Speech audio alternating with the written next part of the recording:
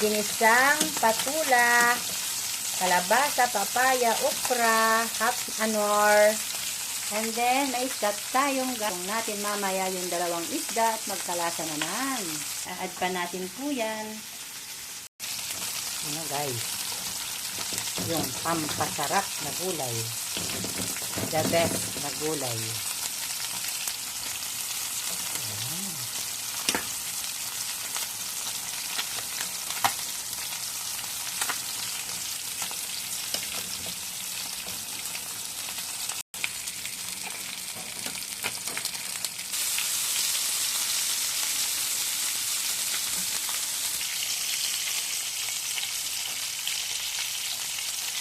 Today. Yan po guys. Lagyan na po natin ng dalawang isda, pampalasa. Pang syabat namin today, mamaya.